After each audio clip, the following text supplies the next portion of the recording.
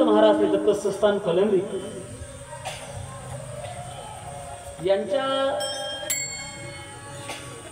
नित्यपाठ प्रकरणातील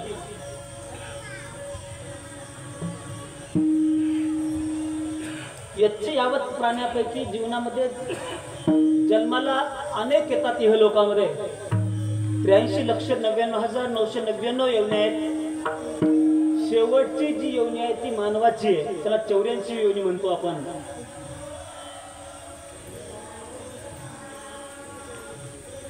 अशा त्या प्राणी मात्रामध्ये फक्त मनुष्यच हा असा प्राणी आहे त्याला ज्ञान नावाची काय संकल्पना आहे, त्यालाच विचार आहेत आणि तो विचार त्यांनी जीवन जगत असताना जीवनाला कुठेतरी पूर्णविराम भेटावा। इतरत्र जगामध्ये अनंत देवता आहेत, जळी स्थळी काष्टी पाषाणी असे अनेक भरून उरलेले आहेत। नव्हे नव्हे हे जग विश्वरूपाच्या दृष्टिकोनातून पाहिलो तर दैवतेचंच भरलेलं आहे।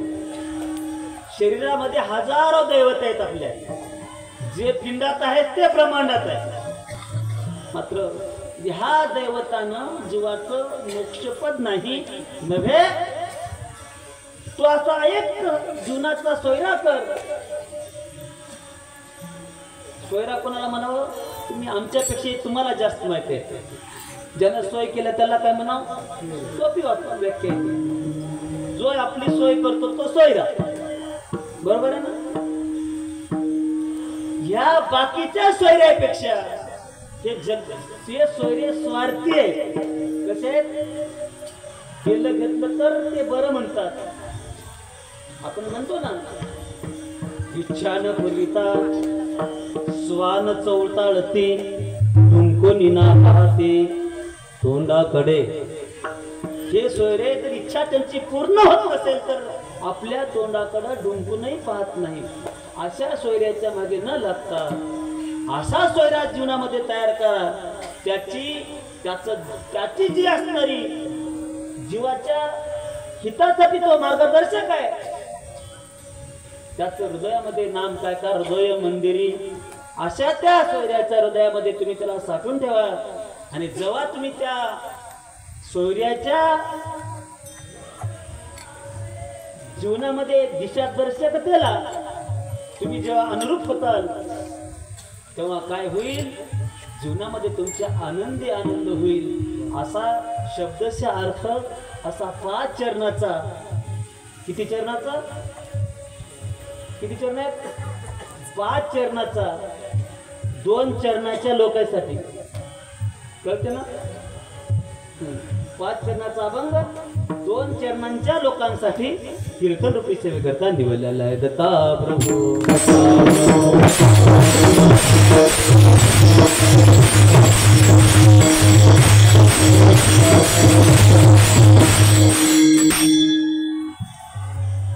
अभंगाचे चरण 5 आहेत आणि कोणासाठी अभंग? फक्त 2 चरणवाल्यासाठी। अभंग मोठं आहे आणि कीर्तनकार छोटा आहे।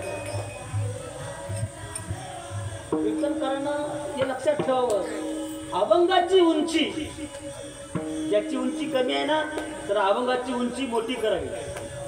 त्या उंचीमध्ये याची उंची काय होऊन जाते? सपाटून जाते। ते कीर्तनकाराला तारतम्य असावं। उंच प्रतीचा अभंग घेतला की छोटा कीर्तनकार त्यामध्ये काय होतो? समावून जातो। जशी समुद्रामध्ये नदी समावते ना त्याप्रमाणे असा 5 चरणाचा अभंग आहे। सेवेला आरंभ करण्यापूर्वी प्रत्येक पाठी विषयाला हात न घालता कीर्तन करायचं कर्तव्य असतं की ज्या गावात आपण गेलो बरोबर आहे. ज्या प्रसंगानं हा कार्यक्रम आहे त्याची काय करावी, बोला काय करा, हा निंदा करा, हा हा कसा पर्याय द्यावा, स्तुती करावी. वाकडं बोलल्यावर आणखी 2 तास थांबावं लागतात. पाठीमागून दगड का तुझं काय सांगावं कोण, स्तुती करावी हा पर्याय आहे.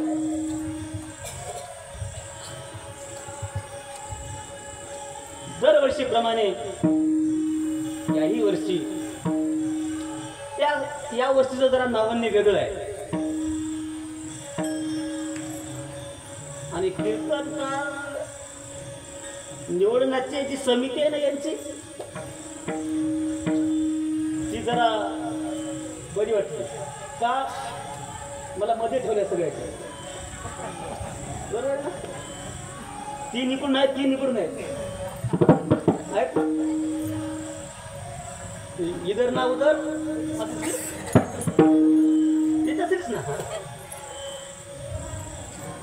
खरं ना. असो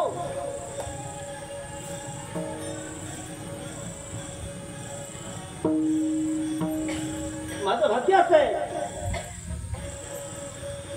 सप्त्याची सुरुवात माझ्यापासून झाली गावच्या, आणि शेवट कधी होतो, बोला की काय, बोलायला काय पैसे बोलत, घाबरू नका, मी तुमच्यातलाच आहे. फक्त सत्ता बदलल्यामुळे माझी तारीख आली की जरा 5-6 वर्षांमध्ये काय त्याची सत्ता वेगळी असं कोण,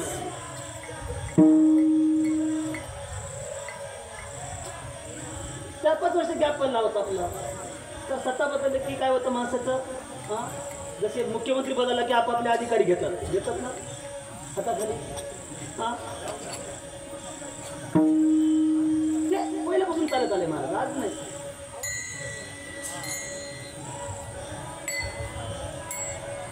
सुरुवात आम्ही केली, सगळ्यांना माहिती आहे गावात.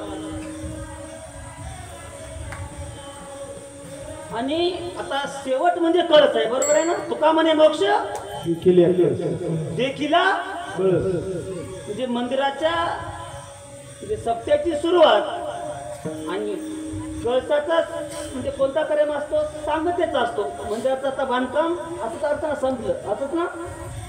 आता महाराज किती येतील जातील संपत्तील काय होईल, आता काम काय झालं, बरोबर आहे ना. आता महाराजाचीच काय हो, आता समाप्ती किती, बरोबर आहे ना. आता सप्त्याचे समाप्ती नाही आणि बांधकामाचेही, बरोबर आहे ना. पहिल्या सुरुवातीला आपण आणि सांगतेला मला आणलोय, बरोबर आहे ना, कळसाला. आणि हुशार माणसं येत असतात, पहिल्या दिवशी हाजरीला मारावी आणि शेवटच्या दिवशी आले की 7 दिवसाचं पुण्य लागते म्हणतात, लागतात ना. असो, आज एक नाविन्य जरा सत्याचं वर्णन आहे. श्री आनंद संप्रदायाची जगज्जननी, जिच्यापासून आमच्या संप्रदायाची उत्पत्ती झाली, अशी ती महासतीपती व्रता कोण कोण अनुसूया माता. व जिच्या करतलावात जी ज्योत प्रकट झाली त्या ज्योतीचं नाव स्वयंज्योत, आणि तोच अवतार म्हणून जो गणला गेला श्री कोण, श्री दत्तप्रभू. आणि आणखी दुग्ध सरकार एक सांगू तुम्हाला, संतांचा अवतार होतो धर्मावर ग्लानी झाल्यामुळं. देवाचा वगैरे अवतार कशामुळे होतो, धर्मावर ग्लानी झाल्यामुळं अवतार होतात. आणि जीवाला भीती वाटली की प्राण प्रतिष्ठा होते. दत्ता प्रभू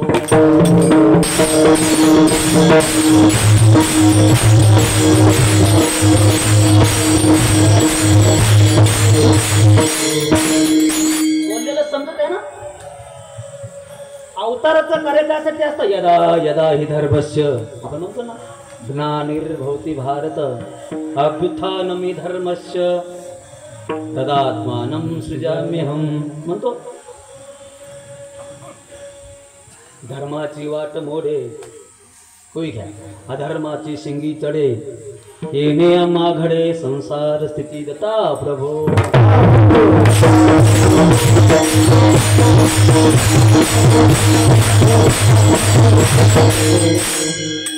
अधर्माची जेव्हा वाट बोलल्या जाते धर्म स्थापन करण्यासाठी कोणाचा अवताराला यावं लागतं बरोबर आहे आणि जेव्हा जीवाला भीती वाटते महाराज तेव्हा काय होती मूर्तीची प्राण प्रतिष्ठा करावी लागते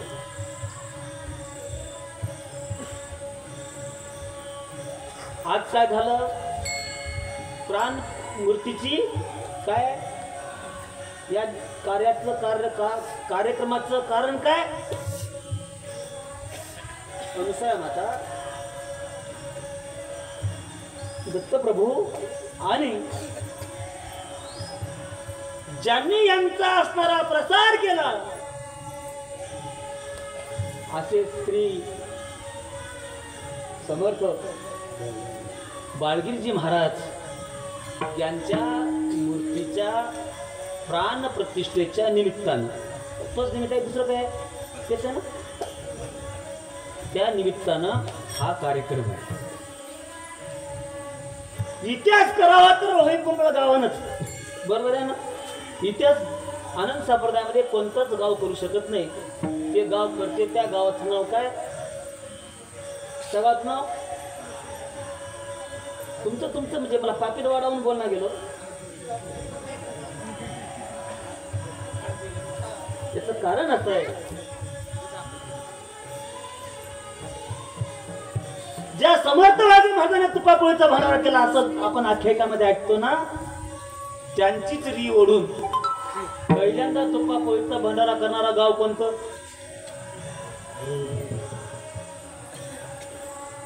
कोणतं मुसलमानवाडी चांगलं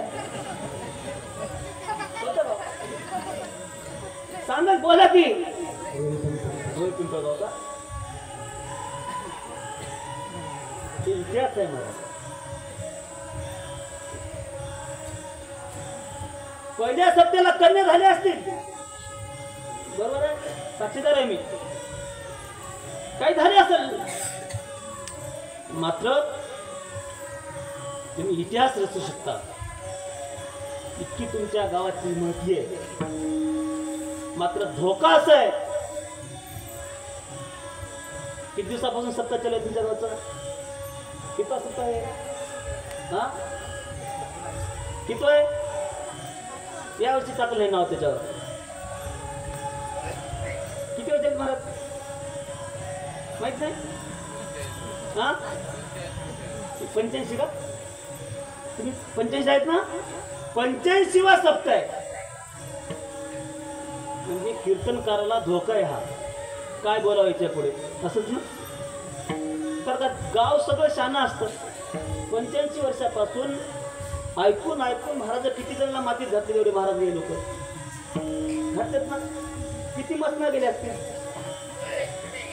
एवढ्याच ज्ञान ऐकून कीर्तन करत होत म्हणजे तत्वज्ञानामध्ये एक सूत्र आहे भावनेचा जेव्हा विस्तार होतो काय भावनेचा जेव्हा विस्तार होतो की नाही तेव्हा छोट्या छोट्या कीर्तनकाराचा बळी जातो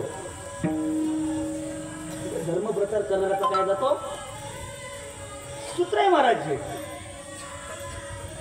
तुम्ही आता बघा मोठ्या झाडाखाली छोटं झाड बांधलं तरी त्याची कोणी काय करतात तर उसात तुम्ही उसवाले माणसात केळीवाले माणसात समजा केळी वाढताना मध्ये बाहेर निघाले बारकं तणकट काय करतात कसं ठेवतं की साधी करताय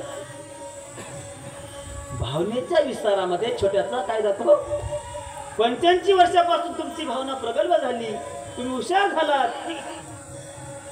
ना तेव्हा छोट्या छोट्या माणसाची किंमत असत ना नसते धोका असतो